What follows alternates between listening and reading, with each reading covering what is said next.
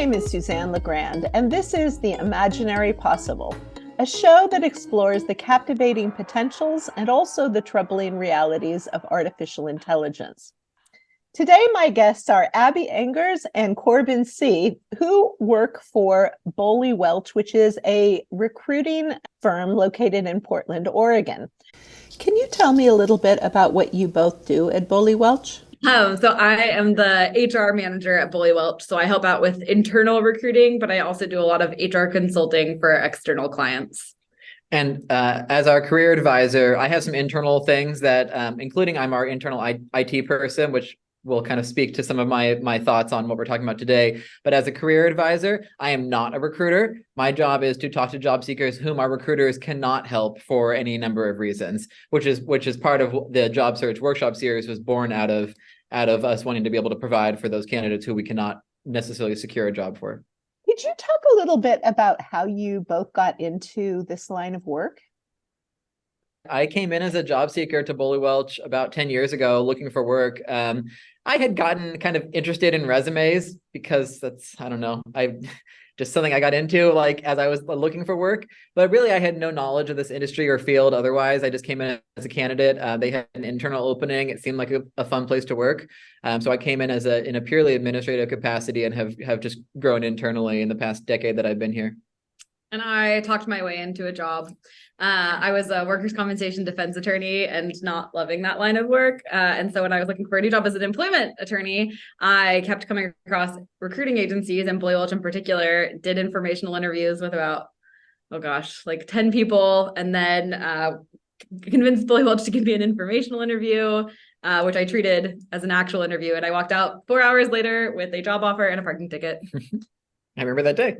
I think it's a little bit of a mystery from the point of view of job seekers as to how this industry works and how people actually get jobs. So I'm wondering if you could walk us through the process of how people who come to your agency or submit resumes, how they get jobs or how you go about helping them to get jobs. I think the first thing it's helpful to understand is that recruiters' work is driven by the employers. That's who the client is. That's who pays the bills. The job seeker, the worker, is the product that is being sold. Like our position as recruiters, I say our, even though neither of us are necessarily quite recruiters, but our company, we're that middle person between the job seeker and the employer. With sort of in an ideal world, if we're doing our jobs well, then that means that employers are getting employees that do the job well, and employees are getting jobs that they like, and everybody is happy. So we're matchmakers, basically. We and any kind of recruiter specializes in some sort of field. We primarily work in like professional services, office jobs. So if you are a job seeker who has a different kind of experience than what we typically work on, we probably are not going to be able to place you. So basically, like we are in the service of helping, round pegs fit to round holes. When an employer reaches out to an agency, they are paying to get not just a capable candidate, but the most qualified candidate. So, we are a great resource if you are a career paralegal who wants your next paralegal job. If you have been all over the place and you've taken lots of different pathways and now you want to try something new, probably not where an agency is going to be helpful. And that's where I come in, is to try to help people navigate like that job search. Because like you said, it's not a very transparent process, either working with an agency or just navigating job search in general. Employers hold a lot of power and they don't typically tell job seekers what's going on the back end for lots of reasons.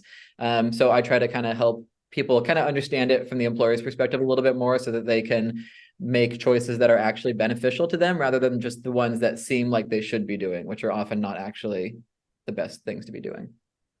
Why do employers hire a recruiting agency instead of just posting the job description on their website? That strategy might have worked a lot better pre-internet, but with the current way that job applications work, most people look for jobs online and they're using websites like Indeed or LinkedIn, and it's become too easy to apply. So we often are talking to folks who are like, I've submitted 200 resumes, I've sent in 400 applications, and I haven't heard back from anybody. It's a very high volume mess. The average corporate job posting gets something like 250 resumes. Hiring managers are usually want to do the jobs that they were hired to do, whether that's, like being the senior engineer or the, lead, whatever. They don't want to be spending their time going through resumes. And also hiring is a bit of a skill. It can be a learned skill, but a lot of folks want to take the volume and the mystery and some of the like pain points out of the process and just get a really streamlined slate of candidates that are all vetted, which is why they would work with an agency. When you're posting online, you're not guaranteed an experience. Working with a recruiting agency, it's guaranteed that you're going to end up with a certain outcome. Yeah, and recruiters sort of have access to a different slate of candidates in that typically when you post a job online, you're getting those who are actively applying, who are looking for work right there in that moment, which, is lots of people. That's a great pool of candidates. Yeah. But if we're working with a recruiter, you might also get those candidates who are kind of, they're at their job and they're okay. But if somebody reached out to them and offered them something more compelling, that maybe they'd be open to that conversation. Recruiters can be doing that, like actively sourcing, seeking people out. And a good recruiter typically has a strong network. They know a lot of people. They know a lot of people who know people. So they're able to say like, hey, I know lots of great paralegals in town. You're looking for a paralegal. I already know a lot of people who might be, up your alley. Yeah. So smoother process. A wider candidate pool, and also it's I think better candidate experience. Yeah, hopefully, because we're, although the employers really drive like the work on the job seeker side, we're able to provide the feedback that employers typically aren't going to give you. If an interview doesn't work out as a job seeker, normally you just go home and that's the end of it. And you just are left wondering why they didn't pick you. If you're working with a recruiter, the recruiter might be able to tell you something at least about like, oh, here's what didn't go well, or here's what the other candidate had instead, kind of, giving that understanding of, what might be next, what might you be able to do to make yourself more marketable, that kind of thing. Yeah. And also from the employer perspective, it can be, it can take some of the mystery out. Like, why is this person looking for a new role? Like there's one thing that they'll tell you and there's one thing that they might tell a recruiter. Same thing about like salary and benefit negotiations. Like recruiters can really help make that process smooth. So many. You said that typically a position might have 200 applicants or more. Yeah, that's an average corporate, a business to consumer company that people are aware of. This is like, they're posting a job on Indeed, people are scrolling through, hit and apply. It's so easy these days, especially with things like Indeed Easy Apply, to just hit apply. And so, you could be a great candidate who spends 30 minutes really tailoring their resume, and you're in the same pool as like the person who just sat there scrolling, hitting easy apply on everything because they figured they might as well give it a chance. And so as the job seeker, it's just relying on resumes like that is not ideally like a great process. Because there's just so much noise in the system. So can you talk about how you take that noise and figure out who are good candidates? If the employer says like, hey, we want an executive assistant with 5 to 8 years of experience coming out of the architecture, engineering, and construction field, well, that's what we're going to start with. Most of the candidates who are applying don't have that just by nature of how it works. Most people are coming from something completely different or maybe close, but not quite. So, if you just start with like whatever are their exact requirements, that probably thins the crowd down to a point that you have to start looking for people already. Because, often it's like, we're posting an ad.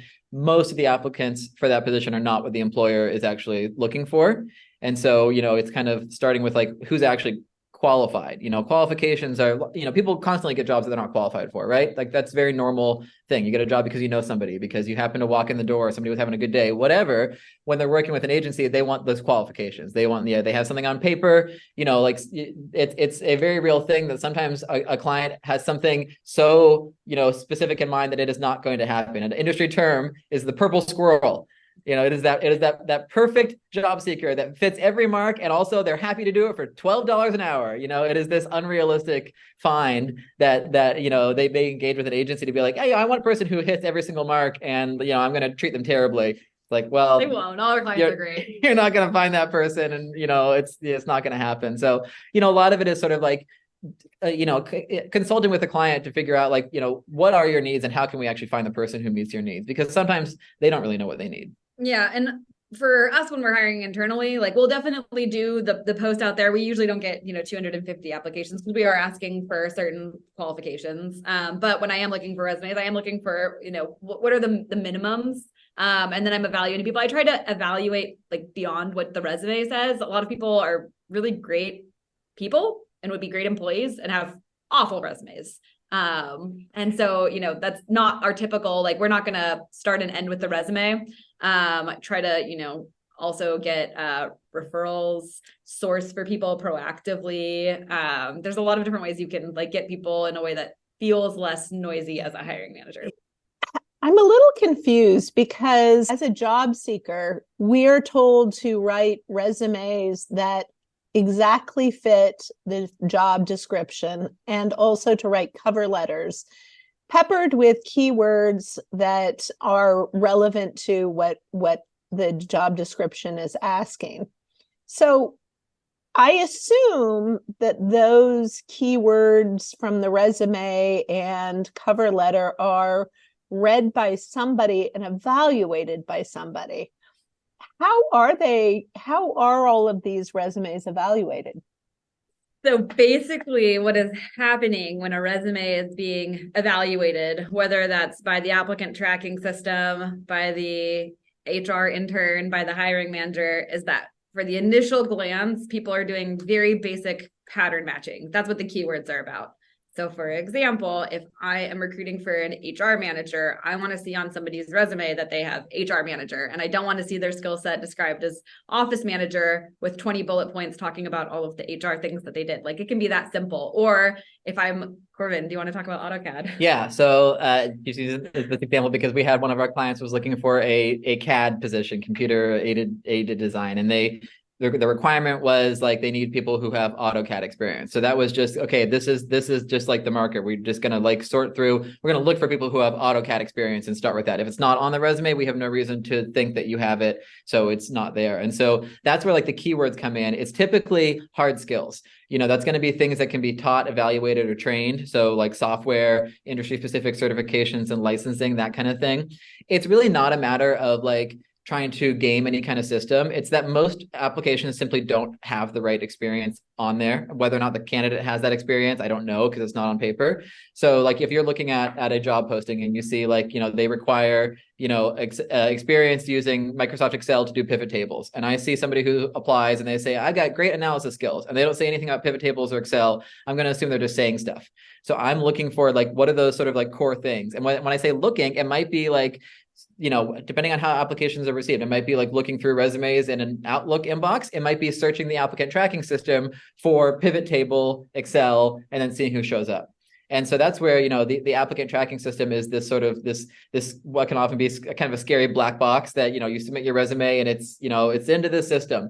These systems don't do things. You know, these are not the smartest systems. These are not built by the world's best engineers. These are databases. They hold the stuff that you send in there and they make it searchable. And that's about it. And so if your resume doesn't have the words that I'm looking for based on the required skills, if it doesn't have AutoCAD, well, you're not going to show up in the search because I searched for AutoCAD. I didn't search for just anybody. I'm looking for the people who have at least these required skills that I know.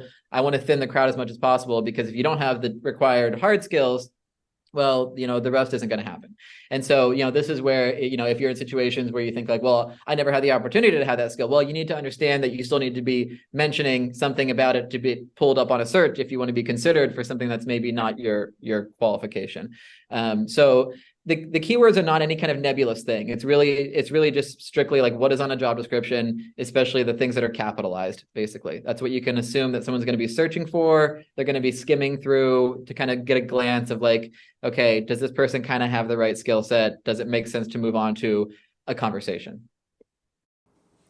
You are listening to The Imaginary Possible, a show about the captivating potentials and the troubling realities of artificial intelligence today. I'm your host, Suzanne LaGrande, and this is KBOO Community Radio, KBOO 90.7 FM in Portland. Are ATS systems the first elimination? I wouldn't say they're doing any eliminating. I mean, like, of course, like, you know, I could be saying this and somebody could follow up to this and say, well, here, this system eliminates.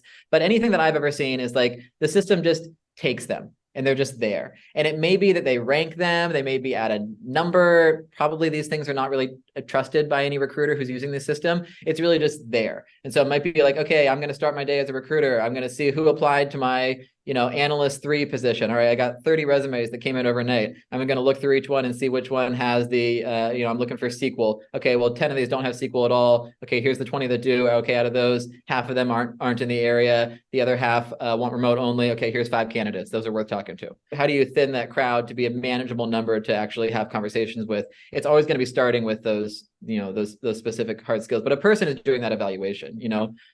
It's not just, because the thing that you put on a resume, your resume is not being sent to a recruiter because it doesn't have a certain word on it. Like, I think Corbin's kind of explanation of how that happens was spot on. You get 30 resumes and you're immediately screening for, does this person have in the ballpark of experience I'm looking for? Yes, no. Does this person, are they located in this area? Yes, no. Does this person, are they meeting this other thing that I'm looking for? Yes, no. And so you're just sorting really quickly, and that can feel, once again, unfair to a job seeker, but the average hiring manager recruiter is probably spending about 6 or 7 seconds per resume, and they'll look at it further later. But for that initial yes, no, there's so much volume and noise. You're just trying to get to a manageable amount. When you apply online, chances are you're going through an ATS system. Is that correct? Probably. If you're submitting any kind of form, you're applying, especially if you have to create an account, God forbid. Oh God, Workday. Basically, if you're doing anything other than emailing your resume in, you probably are engaging in some way with an ATS, either submitting it directly or submitting it into a workflow that will end up in the ATS. But a lot of smaller companies don't use ATS systems. They'll just do something like, submit with your resume attached. Or maybe they use LinkedIn to take applications and there's nowhere to send a resume in because they just posted it on LinkedIn. And LinkedIn kind of acts as its own ATS in a little bit of a way. Like if you're posting jobs on LinkedIn, it gives you a whole different kind of back-end platform for employers that fills in a lot of what, if you're a small to mid-sized employer, doesn't have any reason to pay for an expensive ATS for when you hired once a year. You might just do email submissions, or you might just do a LinkedIn thing. Or you just might work with a recruiter. Or you might work with a recruiter and have them do it. Exactly. What percentage would you say of jobs are being read by ATS systems and the first cut is made that way?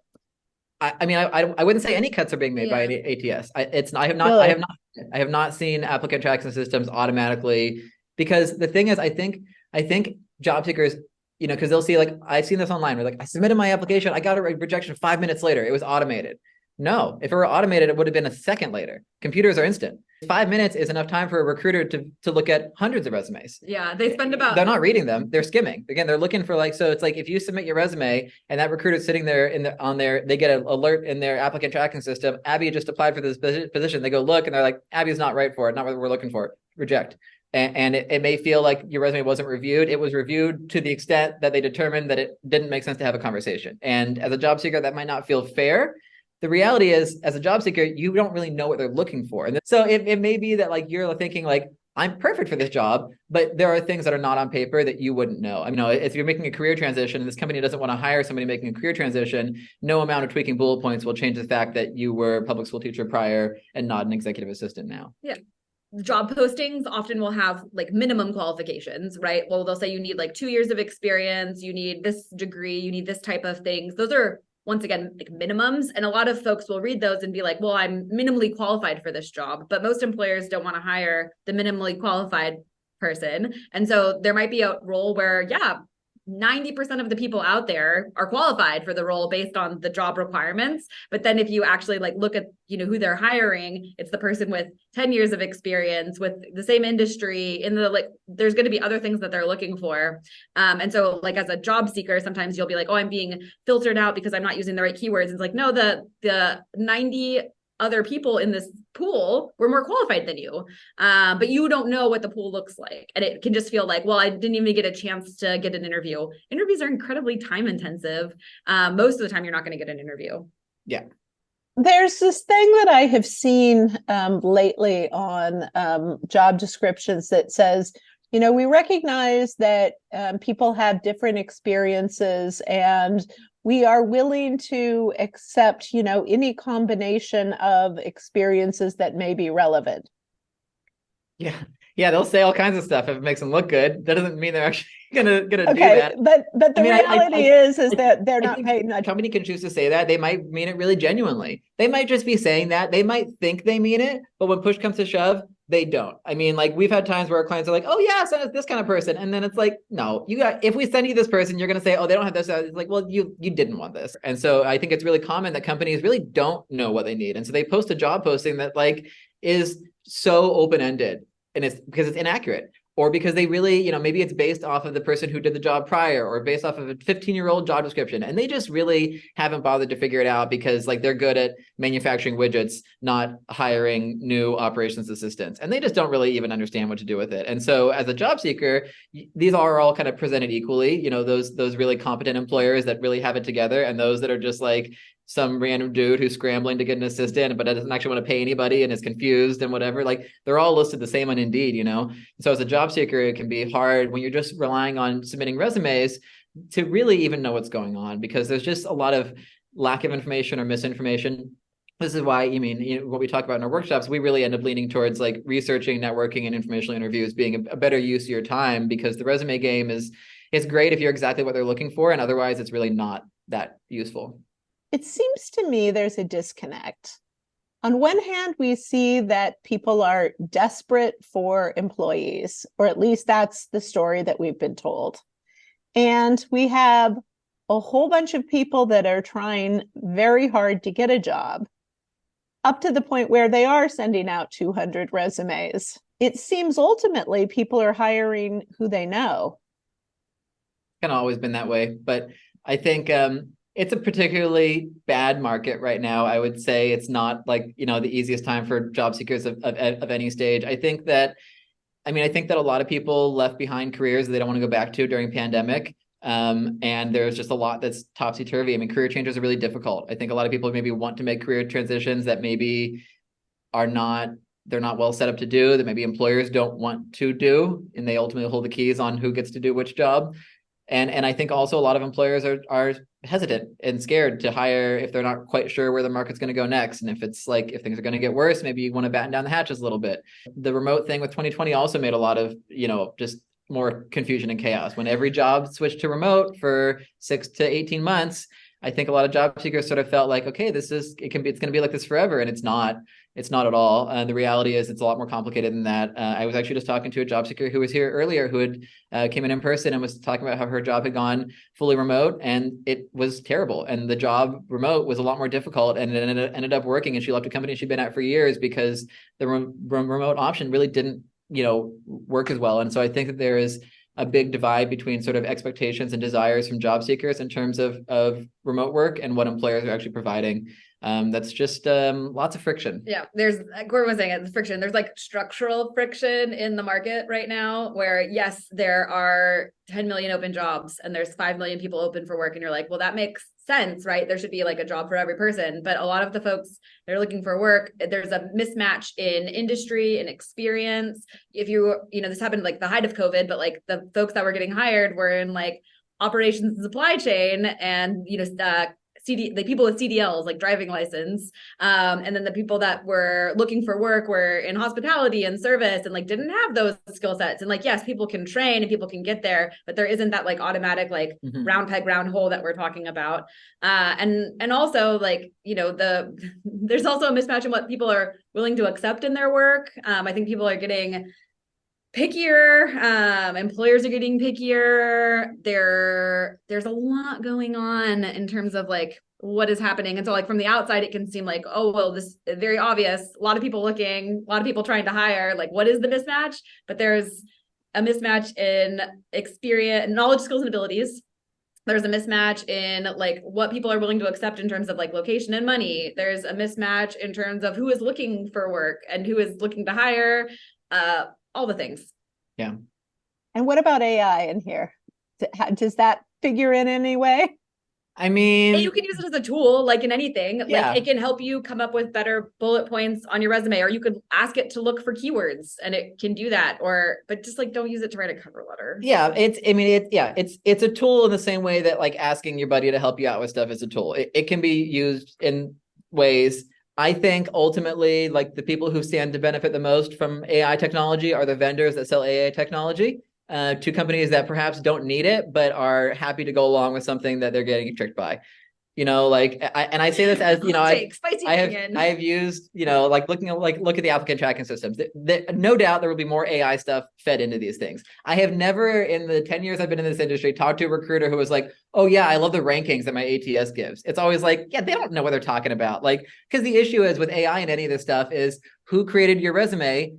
Somebody, whether it was you or someone create, like until our resumes are manifested based off of an all-seeing omnipresent eye that watches us from birth and reports, clinically and objectively on everything we've done, it is a subjective representation of your skills and experience. Like no matter how much you try to standardize it, like it is always going to be that same thing. Like it is really hard to evaluate and judge another person. And it's just not something that if a company wants to hire on AI, they are welcome to do so. I would not expect that it is going to serve them better than anything else. No, it's not going to make sense in most fields. I think I don't know. And you'll hear like, oh, AI debiases the process. They had a company that was trying to sell this product, like, oh, it debiases the process. We'll film people, and then the AI will have the algorithm will rank them according to like how intelligent they are, how this is so bad already. Like all these different factors, like character factors, like the big five or whatever. And so they filmed somebody, and then they had this person, the algorithm ranks them. They had the person wear glasses and put bookshelves behind them, and suddenly the algorithm was ranking them as much more intelligent.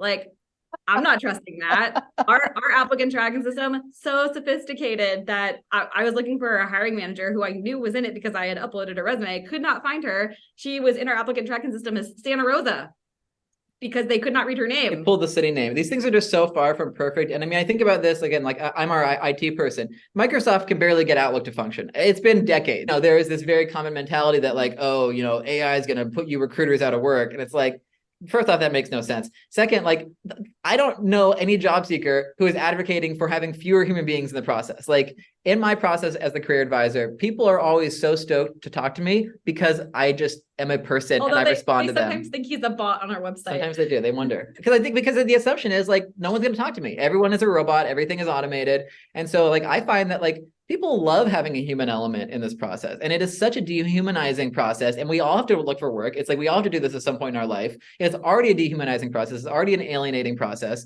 The last thing anybody needs, last thing anybody wants or should want is to put more like gadgets robots and lenses in between it. Like we should be eliminating that. And like are human beings subjective? Yes, the world is subjective. Labor is subjective. It's like you can take two software engineers and rank like this one has, better software engineering skills than this one. But if the better engineer is a worse person to work with because they're unpleasant, well, maybe they're not the better hire. And that's stuff that like ultimately a human has to decide. And like when push comes to shove, typically companies hire one person, like someone has to make a decision. And like I personally would not feel comfortable working in a place where a computer made that decision based off of whatever it supposedly thinks is a objective, measurement, which it literally, human beings cannot be objectively ranked. That's how I feel. Like we're too complex. It doesn't make any sense.